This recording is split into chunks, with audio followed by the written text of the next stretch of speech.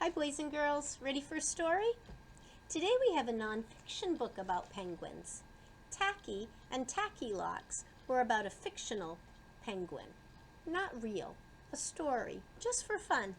Well, this is also a story, but this is a true story. This is a nonfiction book about a real penguin, Pierre the Penguin. I think you'll find it interesting what the scientists do to help Pierre. And remember, this is a true story. It's not about a penguin in the wild, but it's about a penguin that lives at a habitat that people have made for them in a sort of a museum. But they try to make it so that it looks just like the place where real penguins could live. And what you'll notice in this book, this is not about a penguin that lives in the Arctic. This is about one that lives in Africa. So let me show you with the globe. Remember, the top is the North Pole, the bottom is the South Pole, the Arctic and the Antarctic. We talked about how a lot of penguins live down here on the ice and in Antarctica. Well, we also talked about how there's an invisible line that goes through the middle of the world called the equator. We live over here in New Hampshire, in the United States, which is halfway between the North Pole and the equator. So it's a little bit warm and a little bit cold at different times in the year. But if we turn the globe here, the African penguins are from somewhere on the edge here of Africa. But notice that Africa is not near the top or near the bottom. It's more towards the middle. So what do you think it will be like there? Are they going to have ice? No. So not all penguins live where it's very, very cold. Some live where there are a lot of rocks and things. Let's find out about Pierre the Penguin. Written by Jean Marzolo and illustrated by Laura Reagan. Pierre the Penguin, a true story.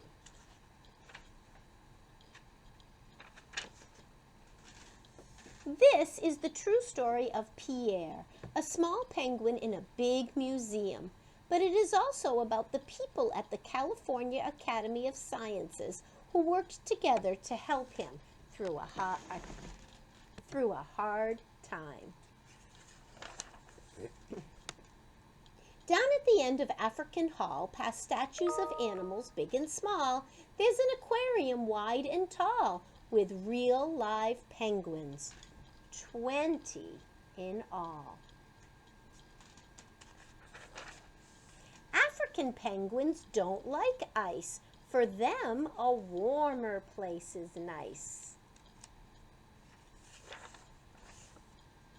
Here comes Pam with fish in her pail. The penguins are fed twice a day without fail. Pam enters the tank through the sky-painted wall. A hidden door there leads out to a hall. Some of the penguins look just the same. Wing bands help Pam call the birds by name. So they have little bands on their wings, so Pam can tell them apart. Are you noticing the rhymes? One day, aquatic biologist Pam, that's her job, she's an aquatic biologist. One day, aquatic biologist Pam, observing the penguins, saw one in a jam. Gently, gently, she examined Pierre. His feathers were gone. His bottom was bare. Pierre was afraid to go for a swim. He'd get too cold if he dived right in. How can I help you? What can I do? Pam had ideas and tried the first two. She tried a heater and the vet prescribed pills, but nothing worked. Pierre shivered still. The other penguins grew afraid of Pierre. He looked so strange that he gave them a scare. They braided him as he shivered on shore. They made him feel worse than he felt before. One rainy day, biologist Pam came up with a new idea. Shazam! My dog wears a raincoat, she told the vet. Could Pierre wear a wetsuit?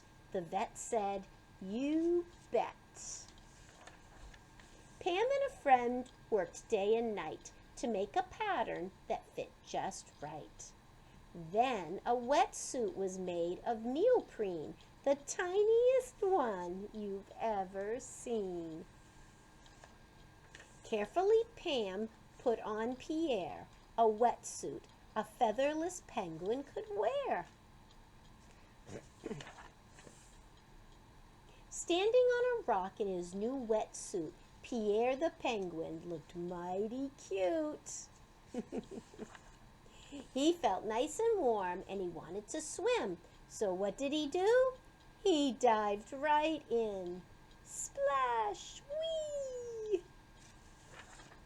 Now Pierre stood proud and tall and nobody brayed at him at all. 6 weeks went by and then a surprise. Pam could hardly believe her eyes. Not only was Pierre no longer cold, he had new feathers. Observe and behold. Now warm in water, now warm on shore. Guess who didn't need his wetsuit anymore? Pierre made a nest for his very best friend. Their story goes on thanks to Pam. The end. See what a penguin's nest would look like on the rocks? It was a nice story, wasn't it? That's a kind of a cool job to think about, being a biologist. And one that works with aquatic animals, animals that live in the ocean or in the water. I hope you enjoyed that story about Pierre. It's a true one, and that makes it really special.